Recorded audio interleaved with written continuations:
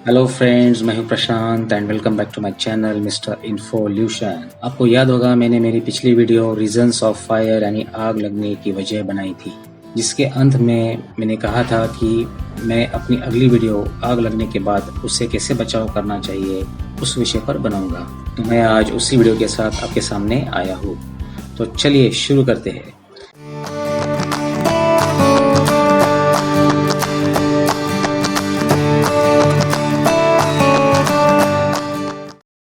दोस्तों, मैंने मेरी पिछली वीडियो में आपको बताया था कि आग नहीं लगने के लिए क्या क्या प्रिकॉशंस लेने चाहिए, और मैं समझता हूँ कि आप सारे प्रिकॉशंस लेते ही होंगे, परंतु कभी कभी छोटी सी गलती की वजह से आग लग सकती है।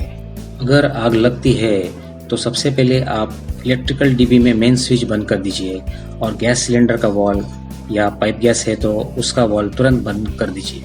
अगला पॉइंट बताने से पहले मेरा आपको एक सजेशन है कि आप हमेशा घर में एक छोटा सा 2 kg का ABC टाइप फायर एक्सटिंग्विशर रखें, या ये संभव नहीं है तो एक सैंड यानी रेती की बकेट रखिए ताकि ये फायर सिचुएशन में उसे यूज कर सके। अब मेन स्विच और गैस वॉल्व बंद करने के बाद अगली बात आपको ये चेक करना है कि आग किस चीज को लगी है। अगर आग लकड़ी, पेपर, पुट्ठा, कपड़ा या लोहा जैसी चीजों को लगी है तो आप तुरंत बकेट में पानी लाके उससे बुझाने की कोशिश कीजिए। अगर आग इलेक्ट्रिकल उपकरणों में लगी है तो गलती से भी पानी का उपयोग ना करें, वरना इससे ज़्यादा जान माल का नुकसान हो सकता है। ऐसे में आप या तो फायर एक्सटिंग्विशर का यूज़ कीजिए या फिर सैंड डालकर उसे बुझाने की कोशिश कीजिए। एक चीज़ याद रखनी है कि आपको पॉइंट नंबर 1 और 2 में दी गई एक्शंस को बहुत फास्ट करनी है, 1 मिनट के अंदर करना है, वरना छोटी सी आग को बड़ा होने में वक्त नहीं लगता है। अगर आग बुझती है तो अच्छी बात है, लेकिन अगर आग बढ़ती हुई नज़र आ रही है और आपको लगता है कि ये कंट्रोल नहीं हो सकती है तो आपको तुरंत अगली एक्शन लेनी है, और वो है इवैक्यूएशन। इवैक्यूएशन मतलब घर के बाहर सेफली निकलना। याद रहे, आपको इवैक्यूएशन तभी करना है जब आप श्योर हो कि आग कंट्रोल के बाहर जा रही है और किसी की जान जा सकती है। अब बाहर निकलते समय हमारे दिमाग में पैसे और ज्वेलरी साथ लेकर निकलने की बात आना स्वाभाविक है, लेकिन आपको देखना होगा कि जहां पैसे और ज्वेलरी रखी है वो जगह सेफ है या नहीं, और अगर 100% सेफ है तो ही जाना, वरना आपको तो पता है जान है तो जहान है, यानी जान बची तो आप पैसे फिर से कमा लोगे। तो अब देखते हैं बाहर कैसे सेफली निकलना है। अगर बाहर जाने का रास्ता पूरा साफ है तो आप सीधा बाहर निकल पड़ो। बाहर जाने के रास्ते में पूरा स्मोक यानी धुआं है तो आप गीला रुमाल या नैपकिन से मुंह ढक लो और ज़मीन पर रेंगते हुए दरवाजे की तरफ चले जाइए। ऐसा इसलिए करना है क्योंकि स्मोक के अंदर कार्बन डाइऑक्साइड, कार्बन मोनोऑक्साइड और बाकी पॉइजनस गैस होते हैं, जिसके इनहेल यानी शरीर के अंदर लेने की वजह से आप बेहोश होके गिर सकते हैं। अब हम देखते हैं कि सेफली घर के बाहर आने के बाद क्या करना है। जैसे आप बाहर आते हो, सबसे पहले आप बुजुर्ग और बच्चों को स्टेयरकेस से ग्राउंड फ्लोर तक उतरने के लिए बोल दीजिए।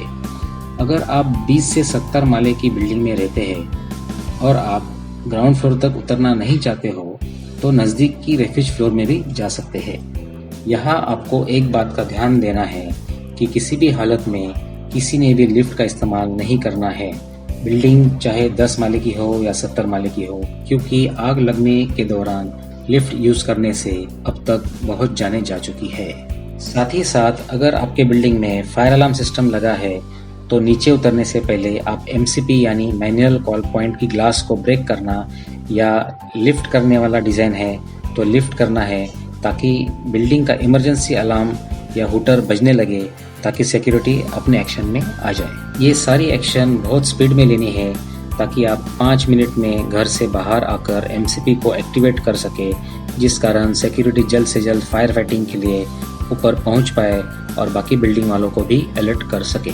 जैसे आप MCP को एक्टिवेट करके नीचे उतर जाते हैं, आपकी एक्शन वहीं पर खत्म हो जाती है और सिक्योरिटी और रेस्क्यू टीम की एक्शन चालू हो जाती है। अब हम सिक्योरिटी टीम किस तरह से फायर फाइटिंग करेगी ये देखते हैं। जैसे ही सिक्योरिटी को फायर अलार्म सुनाई देता है, तुरंत ही एक गार्ड फायर अलार्म जो रिसेप्शन लॉबी में लगा होता है उसमें देख के किस फ्लोर में अलार्म बज रहा है वो देखेगा। फिर वो तुरंत अलार्म को साइलेंट करके उस फ्लोर पर स्टेयरकेस से जाएगा और देखेगा कि वाकई में आग लगी है या फॉल्स अलार्म है। अगर आग 20 से 25 फ्लोर के ऊपर वाली फ्लोर पर लगी है और फायर की लोकेशन से लिफ्ट की लोकेशन दूर और सेफ है तो ही सिक्योरिटी लिफ्ट से जाने की सोच सकता है। लेकिन उसने आग वाली फ्लोर से 3 फ्लोर पहले ही उतर जाना है, क्योंकि अगर वो आग वाली फ्लोर पर उतरता है तो उस फ्लोर पर जमा हुआ स्मोक पूरा लिफ्ट के अंदर आकर उसके जान को खतरा हो सकता है।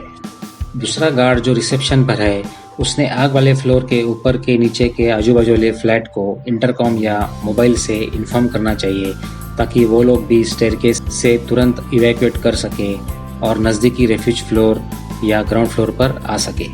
इसके बाद रिसेप्शन वाले दूसरे गार्ड ने तुरंत फायर ब्रिगेड को इन्फॉर्म करना चाहिए, ताकि सिचुएशन को कंट्रोल करने के लिए वो लोग जल्दी आ सके। अगर आपके पास तीसरा गार्ड है तो दूसरा गार्ड जब तक सबको इन्फॉर्म कर रहा है तब तक उसने पहले वाले गार्ड को हेल्प करने के लिए आग वाले फ्लोर पर जाना चाहिए, लेकिन उस फ्लोर पर पहुंचने से पहले उसने बूस्टर पंप को चालू करना ज़रूरी है। अगर आपके पास तीसरा गार्ड नहीं है तो दूसरा गार्ड फायर ब्रिगेड के इन्फॉर्म करके बूस्टर पंप चालू करके आग वाली फ्लोर पे पहले वाले गार्ड को हेल्प करने के लिए चला जाए।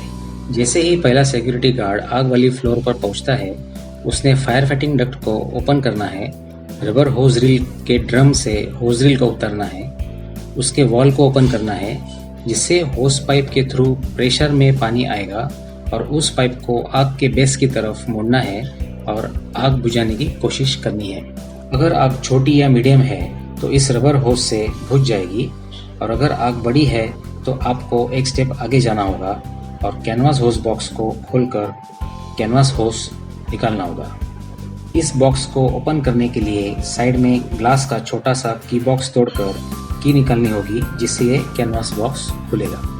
अब कैनवास होस को निकालकर आपको उस फायर डक्ट में जो ब्रांच पाइप और हाइड्रेंट वॉल है उसको कनेक्ट कर देना है, और साथ ही साथ जो नोजल रखा है उसको कैनवास होस के दूसरे एंड में कनेक्ट कर देना है। इसके बाद एक गार्ड कैनवास होस और नोजल को हाथ में पकड़ के पोजीशन लेगा और दूसरा गार्ड वॉल चालू करके पहले गार्ड को पाइप पकड़ने में सपोर्ट करेगा, क्योंकि कैनवास होस बड़ा होता है जिससे पानी का प्रेशर बहुत ज़्यादा होने के कारण एक आदमी से संभालना मुश्किल होता है। जैसे ही कैनवास होस चालू हो जाएगा आग पर काबू पाना आसान हो जाएगा और तब तक फायर ब्रिगेड वाले भी आ जाएंगे और आखिरी मोर्चा संभालेंगे।